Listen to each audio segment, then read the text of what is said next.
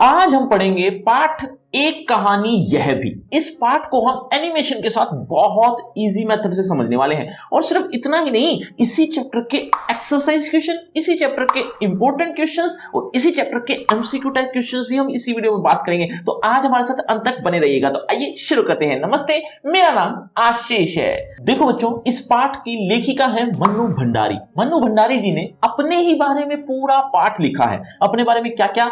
अपने पिता के बारे में, अपनी माता के बारे में, अपने भाई बहनों के बारे में कुछ हद तक, और उसके बाद वो अपने बारे में बताती हुई पूरा पाठ कवर करती है। लेखिका ने सबसे पहले अपने पिता के बारे में बताया है। क्या कहती है कि मेरे पिताजी किसी समय इंदौर रहा करते थे, उसके बाद थोड़े टाइम के बाद अजमेर आ गए।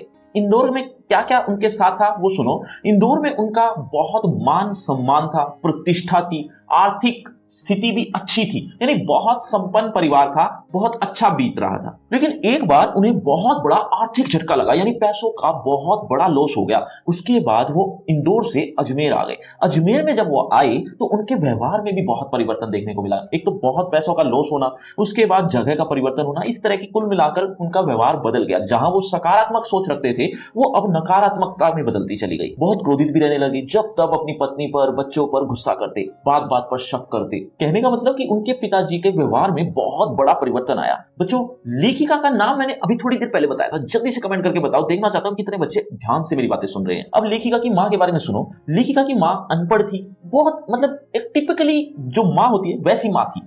हमेशा अपने बच्चों की, अपने पति की फरमाइशों को पूरा करने के लिए हमेशा तत्पर रहती, तैयार रहती थी और हमेशा कुछ ना कुछ करती रहती थी। यानी कहने का मतलब कभी भी ऐसा नहीं हुआ कि अपनी खुद की फरमाइशों को पूरा किया। हमेशा अपने बच्चों की फरमाइशें, अपने पति की फरमाइशें, अपने परिवार वालों की फरमाइशें, इन्हीं में ही वो अपना जीवन बिताती है। लेखिका कहती है कि हम 5 भाई बहन हैं। 5 भाई बहनों में 3 तो हम लड़कियां हैं और 2 मेरे भाई हैं। अब इन 5 में से एक सबसे बड़ी जो बहन है उसकी शादी हो चुकी थी, वो बहुत पहले ही हो चुकी थी। कहने का मतलब लेखिका जब बहुत छोटी उम्र में थी तभी उसकी शादी हो गई थी। और 2 भाई हैं, दोनों भाई पढ़ाई के लिए बाहर जा चुके हैं। अब परिवार में 2 बहनें हैं, यानी लेखिका स्वयं और उसकी एक 2 साल बड़ी बहन थी सुशीला। ये 2 बहनें प्लस उनके माता पिता, ये 4 लोग एक परिवार में रहते हैं। इन्हीं 4 सदस्यों में मेरी जो बड़ी बहन थी वो थोड़ी गोरी थी और मैं काली थी। तो यही कारण था, और इसके और भी कारण थे कि पिताजी मेरी तरफ थोड़ा कम ध्यान देते थे और मेरी जो बड़ी बहन थी उस पर थोड़ा ज्यादा ध्यान देते थे। यही कारण था कि मेरे अंदर हीन भावना आ गई थी। एक मेरे अंदर ऐसा लगने लगा था कि पिताजी मेरी तरफ कम ध्यान देते हैं तो मैं इतना अच्छा नहीं, मैं इतना अच्छा कर नहीं सकती। तो और एक टाइम ऐसा भी आया कि लेखिका बहुत बड़ी लेखिका भी बन गई, है ना, जहां पर उसका बहुत बड़ा नाम हो गया। लोग स्टेज पर बुलाते थे, मंच पर बुलाते थे और इतने महत्वपूर्ण महत्वपूर्ण या बड़े बड़े विशेषणों से उसका स्वागत करते थे। लेखिका को उस समय विश्वास ही नहीं होता था कि ये मेरे लिए है, ये इतना बड़ा स्वागत मेरे लिए कर रहे हैं। उसको तो ऐसा लगता था कि मैंने तो इतना बड़ा काम किया ही नहीं, मैं तो एक छोटी सी लेखिका हूं। ये सब जो इतनी बड़ी बड़ी कहानियां हैं, इतने जो लेखन मैं कर चुकी हूं, वो तो एक तुक्का लग गया जो अच्छी बन गई, है ना। तो मेरी इसमें कोई खूबी नहीं, कोई योगदान नहीं, मेरे अंदर कोई टैलेंट नहीं है जो इतनी बड़ी बड़ी ये बातें कर रही हैं। तो ऐसा लगने लगा था। तो लेखिका ये मानती है कि शायद मेरी बचपन में मेरे साथ ऐसा व्यवहार हुआ है मेरे पिताजी के द्वारा कि मेरे अंदर हीन भावना आ गई है, जिसकी वजह से आज लोग मुझे बहुत बड़ा बताते हैं लेकिन मुझे विश्वास भी नहीं होता। बच्चों, लेखिका के पिताजी अजमेर से पहले कहां रहते थे? एक बार जल्दी से कमेंट करके बताओ। देखते हैं कितने बच्चे बहुत कुछ याद भी रख लेते हैं। लेखिका एक बात से बहुत दुखी होती थी। क्या? कि एक जमाना हमारा था, बचपन। कैसा बचपन? जहां हम अपने ही मोहल्ले वालों के साथ, अपने ही मित्रों के साथ खूब खेलते थे। यहां तक कि गिल्ली डंडा और पकड़म पकड़ाई, लंगड़ी टांग, इस तरह के और भी बहुत से काम हमने किए हैं, जैसे कि पतंग उड़ाना, मांझा पीसना, ये सारे काम हमने किए हैं। लेकिन आजकल के बच्चे इन चीजों से बहुत दूर हैं। मतलब आसपास के मोहल्ले में क्या हो रहा है ये भी नहीं पता। फ्लैट कल्चर आ गया। फ्लैट कल्चर, फ्लैट कल्चर में क्या होता है, लोग फ्लैटों में रह रहे हैं लेकिन खुद जहां रह रहे हैं उसके पड़ोस में कौन रहता है ये उनको पता भी नहीं होता। क्या काम करते हैं, कहां जाते हैं, कौन रह रहा है, कौन आता है, कौन चला जाता है, कुछ नहीं पता होता। आजकल यही हो रहा है, लोग घरों से बाहर निकलने से फुर्सत ही नहीं मिलती इन चीजों के लिए। यहां तक कि अपने से ही फुर्सत नहीं है, दूसरों के बारे में क्या जाने। तो ऐसा माहौल बन गया है। तो इस बात से लेखिका बहुत दुखी है कि वो जमाना था और एक ये जमाना है। इस फ्लैट कल्चर ने जहां पड़ोसी के बारे में भी नहीं पता होता, तो ऐसी स्थिति, हालांकि जब भी दुख आता है, तकलीफ आती है तो पड़ोसी के पास ही जाना होता होता है। और भी कई तरह की सोशलाइजेशन होती है, वो पड़ोसी से ही शुरू होती है, क्योंकि रिश्तेदार बहुत दूर दूर रहते हैं, वहां तो हम पहुंच नहीं पाते 1 मिनट में, हमें रोज का जो वास्ता पड़ता है वो पड़ोसियों से ही पड़ता है। तो ऐसी स्थिति में हमें अपनी सोशलाइजेशन कैसे करनी है ये सीखता है एक बच्चा, एक बूढ़ा, एक जवान।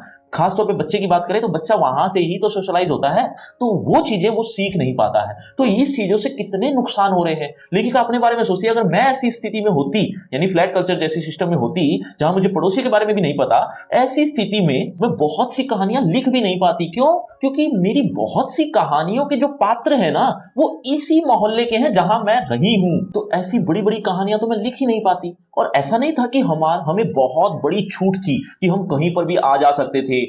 हमारी सीमा थी सिर्फ घर तक रहना है, घर से बाहर नहीं जाना। ऐसी हमें पिता से बहुत सख्त आदेश मिले हुए थे। लेकिन लेकिन वो जो हमारा घर था ना वो एक पूरा मोहल्ले के बराबर था। ऐसा नहीं था घर का मतलब हमारा ही घर था, पूरा मोहल्ला ही एक घर होता था। उस मोहल्ले भर की छूट हमें जरूर थी। सब एक परिवार की तरह रहते थे। लेखिका की बहुत सी कहानियों के पात्र इसी मोहल्ले के हैं। बच्चों, कोई भी बात समझ में नहीं आ रही तो कमेंट करके पूछ भी सकते हो। लेखिका अपने बचपन को याद करते हुए कहती है कि मेरे पिताजी चाहते थे कि मैं भी देश में क्या हो रहा है जानूं, समझूं, देखूं।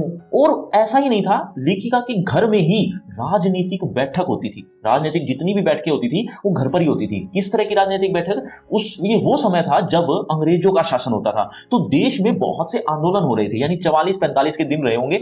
इस समय बहुत से आंदोलन हो रहे थे, लोगों का घरों में बैठना बड़ा मुश्किल हो रहा था, बहुत सी रैलियां चल रही थी, हड़तालें चल रही थी, ये सब काम हो रहे थे। और जो राजनीतिक जो बैठकें होती थी वो लेखिका के घर में ही होती थी। उसके पिताजी बहुत बड़ी भागीदारी निभाते थे इसमें।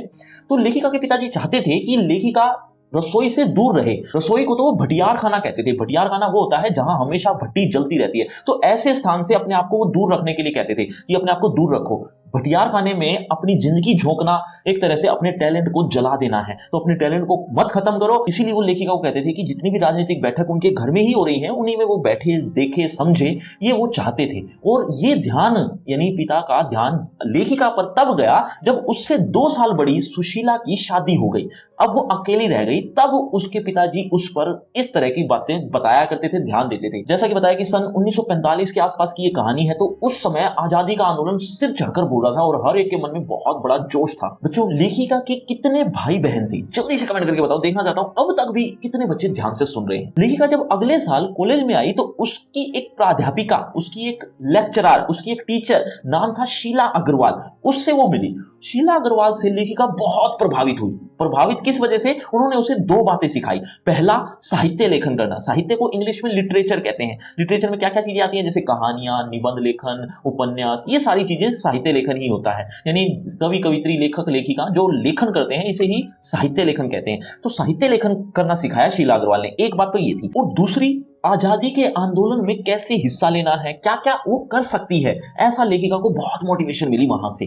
और वही वजह थी कि उसने आंदोलनों में हिस्सा लेना शुरू कर दिया। रैलियों में जाती, यहां तक कि हड़तालें करवाती, यहां तक कि लड़कों के साथ नारे लगाती। इस तरह की बहुत सी गतिविधियों में वो हिस्सा लेने लगी। लेकिन उसके पिताजी ये बिल्कुल नहीं चाहते थे। उनके पिताजी सिर्फ इतने तक छूट देते थे कि उसके परिवार में, उनके घर में जो बैठकें हो रही हैं उसमें वो हिस्सा ले, जाने, समझे देश में क्या क्या हो रहा है। लेकिन लड़कों के साथ रैलियां निकालना, हड़तालें करवाना, और भी बहुत से कॉलेज के लड़के भी होते थे, लड़कियां भी होती, सबको इकट्ठा करके रैलियां करना, हड़तालें करना, ये वो करने लगी। यही कारण था कि लेखिका का जब तक अपने पिताजी से टकराहट होती रहती थी। एक बार तो लेखिका के कॉलेज के प्रिंसिपल का एक पत्र आ गया उसके पिताजी का नाम। उसके पिताजी के नाम क्या लिखा था कि आपकी लड़की को मैं कॉलेज से क्यों ना निकालूं, ये आप यहां आकर मुझे बताएं।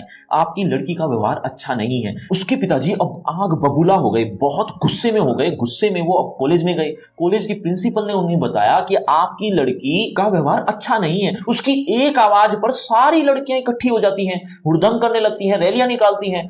इस बात को सुनकर पिताजी बहुत खुश हो गए। क्यों खुश हुए? उन्हें लगा कि ये तो आजकल की आवाज है, मतलब आजादी का समय चल रहा है, लोगों में यूनिटी पैदा करना ही तो हमारा उद्देश्य है। और मेरी लड़की पूरे कॉलेज में एक आवाज पर लोगों को इकट्ठा कर लेती है, यानी इतनी यूनिटी, इतनी पावर, वो तो बहुत अच्छी बात है। कॉलेज के प्रिंसिपल को भी ये कहा है कि ये तो आजकल की आवाज है, इसे कोई कैसे रोक सकता है। तो बहुत खुश होकर वापस आए, मतलब गए थे गुस्से में लेकिन खुश होकर वापस आए। और लेखिका को ये बात जब बाद में पता चली कि गुस्से में पिताजी गए थे, कॉलेज के प्रिंसिपल का लेटर आया था, ये सारी बातें जब उसको पता चली तो लेखिका को अपनी कानों पर और अपनी आंखों पर विश्वास नहीं हो रहा था कि ऐसा भी हो गया है। बच्चों, लेखिका के पिता रसोई को क्या कहते थे, एक बार जल्दी से कमेंट करके बताओ, देखते कितने बच्चे याद रख पाए। अब एक और घटना भी हुई उसके साथ, क्या कि एक बार उसने एक चौराहे पर खड़े होकर बहुत अच्छा भाषण दिया। किसने? लेखिका ने। एक अच्छा भाषण किस तरह से कि इतने लोग थे उसको सुनने वाले और वो भाषण दे रही थी। यही स्थिति एक उसके पिता के दोस्त ने देख ली, यानी वो भाषण दे रही है और सब लोगों को इकट्ठा कर रखा है, ये पिता के एक दोस्त ने देख ली। और वो जो दोस्त था वो थोड़ा दकियानुसी था, रूढ़िवादी था, पुरानी परंपराओं को जानने वाला, देखने वाला, परंपरा का पालन करने वाला था। कहने का मतलब पुराने ख्यालातों का था। उसने तो उसके पिताजी को इतना सुनाया, क्या कहा कि तुम्हारे परिवार को ये शोभा नहीं देता कि तुम्हारी लड़की चौराहे पर खड़े होकर भाषण दे रही है, लोगों के बीच में लड़कों के साथ घूम रही है, ये सारी चीजें अच्छी नहीं लगती, ये तुम्हारे परिवार की मर्यादा नहीं है। इस तरह की बहुत सी बातें सुना दी। और उसके पिताजी तो आग बबूला, इतना गुस्सा हो गए, इतना गुस्सा जिसकी कोई हद नहीं थी। बस इंतजार कर रहे थे कि लेखिका कब घर आए, उसके ऊपर वो गुस्सा निकले। लेकिन उससे पहले उनके ही एक दोस्त आ गए। कौन दोस्त? उनके ही एक बहुत घनिष्ठ मित्र, बहुत बेस्ट फ्रेंड कह सकते हो, डॉक्टर अंबालाल डॉक्टर थे, वो आ गए। वो जब आए उन्होंने कुछ विपरीत बातें कही। क्या कहा कि तुम्हारी लड़की तो गजब है, उसका मैं अभी अभी भाषण सुनकर आया हूं, क्या भाषण दिया है, कमाल कर दिया उसने। इतनी छोटी लड़की, मतलब इतनी कम उम्र और ऐसा भाषण दे रही है इतने लोगों के बीच, वाह क्या बेटी है तुम्हारी। इस तरह की बहुत अच्छी अच्छी बातें उनको कही। एक्चुअल में सच्चाई यही थी। लेकिन उनके पिताजी जहां बहुत गुस्सा थे किसी समय उनके दोस्त की वजह से, लेकिन दूसरे दोस्त की वजह से वो सारा गुस्सा शांत हो गया उनका। मतलब एक तरह से जहां गुस्सा था अब वो गर्व में बदल गया, अब प्राउड फील कर रहे थे अपनी बेटी पर। अब ये बात उनकी मां को तो पता थी, लेखिका को पता ही नहीं थी, क्योंकि लेखिका तो घर से बाहर थी कि किसी समय वो गुस्सा थे, बाद में क्या हुआ। ये सारी घटना जब लेखिका को बाद में पता चली तो वो बहुत अपने आप को धन्य महसूस कर रही थी कि मैं बच गई। तो बच्चों, ये घटना आपको भी पसंद आई तो एक बार वीडियो को शेयर और सब्सक्राइब करना तो बनता है। और जो बात मैंने कॉलेज की प्रिंसिपल वाली बात बताई थी, उसी प्रिंसिपल ने उन्हीं की फेवरेट टीचर जिसका नाम था शीला अग्रवाल, उसको कॉलेज से निकाल दिया, यही सोचकर कि यही है जो लड़कियों को मोटिवेट करती है कि आंदोलनों में हिस्सा लेना चाहिए, रैलियां निकालनी चाहिए, हड़तालें करवानी चाहिए, आजादी के आंदोलन में हिस्सा लेना चाहिए। इस तरह की बातें यही करती है उसने, या और भी रीजन हो सकते हैं। तो कॉलेज के प्रिंसिपल ने शीला अग्रवाल को कॉलेज से निकाल दिया। अब ये बात लड़कियों को कैसे सहन होती, खासतौर पे लेखिका को। लेखिका ने सब लड़कियों को बाहर इकट्ठा किया और ये कह दिया कि कभी भी क्लास नहीं लगाएंगे जब तक शीला अग्रवाल यानी हमारी फेवरेट टीचर वापस नहीं आ जाती, या ये वापस नहीं ले लेते इस कॉलेज में इन्हें। तो ऐसा ही होता रहा, लेकिन एक टाइम ऐसा आया कि कॉलेज प्रिंसिपल को हार माननी पड़ी और शीला अग्रवाल को वापस बुलाना पड़ा। लेकिन ये बहुत बड़ी खुशखबरी थी, बहुत बड़ी खुशी की बात थी। लेकिन ये खुशी छोटी रह गई किस खबर के आगे? 1947, 15 अगस्त 1947 का वो दिन आ गया और वो जो खबर थी शीला अग्रवाल वाली, वो खबर छोटी रह गई, या यूं कह सकते हो वो खुशी की खबर छोटी हो गई उस 15 अगस्त 1947 के सामने। यानी ये बहुत बड़ी खुशखबरी थी हमारे लिए। बच्चों, ये जो आपने समरी सुनी ये आपको बहुत अच्छे से समझ में आ गई होगी। लेकिन अगर आप इसी चैप्टर को लाइन बाय लाइन भी पढ़ना चाहते होंगे, है ना, तो उसके लिए आपको डिस्क्रिप्शन बॉक्स में जाना होगा। डिस्क्रिप्शन बॉक्स में एक लिंक दिया है, नाम रखा है free crash course for 10th class. इस नाम से आपको एक लिंक मिलेगा, उसमें आपको कुछ इस तरीके से लाइन बाय लाइन एक्सप्लेनेशन भी देखने को मिल जाएगी। और सिर्फ इतना ही नहीं, इसी के नीचे आप देख रहे हैं एक्सरसाइज क्वेश्चन, इंपॉर्टेंट क्वेश्चन और एमसीक्यू टाइप क्वेश्चंस भी इसी चैप्टर के आपको देखने को मिल जाएंगे, वो भी आप जरूर देखना। लेकिन उससे पहले होगा आपका इसी टॉपिक से रिलेटेड एक छोटा सा टेस्ट। अगर आप इस टॉपिक को अच्छे से समझ चुके हो तो आप देखिए जरा किसने कितना पढ़ा। पहला प्रश्न आपकी स्क्रीन पर ये रहा, मनु भंडारी का बचपन कहां बीता था? बच्चों, हर प्रश्न के बाद आपको 5 सेकंड मिलेंगे आंसर देने के लिए। आप अपना आंसर कमेंट कर देना, एंड में देखना चाहता हूं किसके कितने आंसर ठीक हुए। मनु भंडारी का बचपन कहां बीता था? आपके ऑप्शन आपकी स्क्रीन पर ये रहे, ए कलकत्ता, बी जयपुर, सी कानपुर, डी अजमेर। आपके 5 सेकंड शुरू होते हैं अब। 5 4 3 2 1 0। सही उत्तर है ऑप्शन डी अजमेर। चलिए बच्चों, अगले प्रश्न की तरफ। अगला प्रश्न, लेखिका के घर का वातावरण कैसा था? आपके ऑप्शन ए धार्मिक वातावरण, ऑप्शन बी राजनीतिक वातावरण, ऑप्शन सी शैक्षिक वातावरण, ऑप्शन डी अतिथि सत्कार प्रिय वातावरण। 5 4 3 2 1 0 सही उत्तर है ऑप्शन बी राजनीतिक वातावरण। चलिए बच्चों अगले प्रश्न की तरफ बढ़ते हैं। अगला प्रश्न, लेखिका के मन में कौन सी हीन भावना ग्रंथि बन गई थी? आपके ऑप्शन, ऑप्शन ए काले रंग की होना, ऑप्शन बी छोटे कद की होना, ऑप्शन सी आंखों पर चश्मा लगना, ऑप्शन डी पढ़ाई में कमजोर होना। 5 4 3 2 1 0 सही उत्तर है ऑप्शन ए काले रंग की होना। चलिए बच्चों अगले प्रश्न की तरफ, लेखिका की मां का स्वभाव कैसा था? लेखिका की मां का स्वभाव कैसा था? आपके ऑप्शन, ऑप्शन ए त्यागशील, बी लालची, सी क्रोधी, ऑप्शन डी लड़ाई करने वाला। 5 4 3 2 1 0 सही उत्तर है ऑप्शन ए त्यागशील। तो बच्चों ये है आपका रिपोर्ट कार्ड, ध्यान से देख लीजिए, पढ़ लीजिए, और हाँ आपके टोटल मार्क्स कितने हैं ये कमेंट करना मत भूलना। और आपकी क्लास से रिलेटेड एक फ्री क्रैश कोर्स आ गया, बिल्कुल फ्री है, जरूर देख लेना, लिंक आपको डिस्क्रिप्शन बॉक्स सबसे ऊपर मिल जाएगा। और अगर आपको मुझसे बातचीत करनी है तो सभी सोशल मीडिया के लिंक डिस्क्रिप्शन बॉक्स में है, आइए बातचीत करते हैं। शुक्रिया, धन्यवाद।